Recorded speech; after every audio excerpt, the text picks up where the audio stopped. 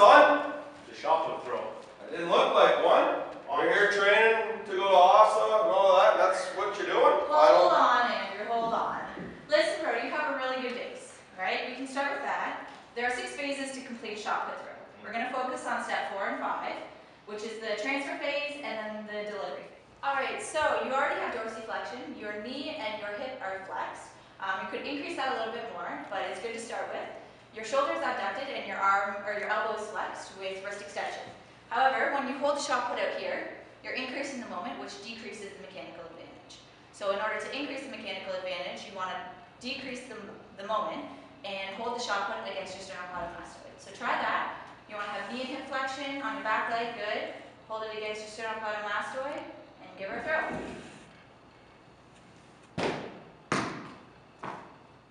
So compared to your previous throw, you're going to need to decrease the angle at which you release.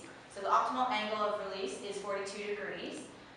Since we're inside, we don't need to take into consideration external factors, but if we were outside, you'd have to take into consideration headwind and tailwind. And also, the shot put would be a lot heavier, it's 7.2 kilograms. So you would have to put in a lot more force to get it further.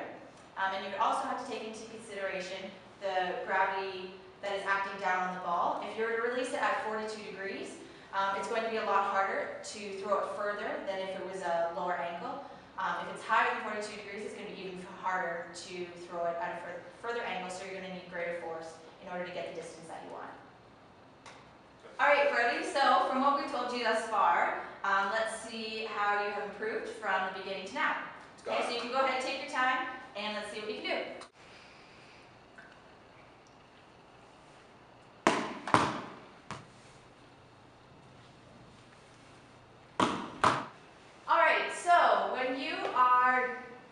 When you have hip flexion and knee flexion, alright, can you show me that?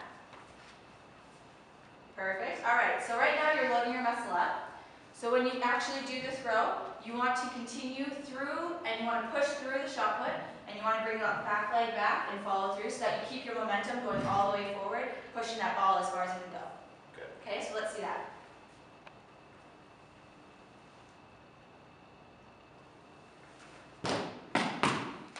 Alright, so looking from at that previous one, what we want to improve is we want to improve the momentum going forward.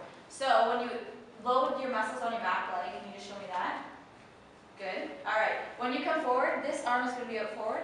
You want to rotate around the transverse axis, and you want to pull this arm to the side when you come forward to increase the speed of your throw. And when you're loading that back leg, when you come through, you're going to first rotate your hips, then your shoulders. When you come through, you're going to pull your arm to the side, and as you throw, you want your momentum to keep going forward, so you're going to bring that back leg and push right through the throw. Okay, so let's see that.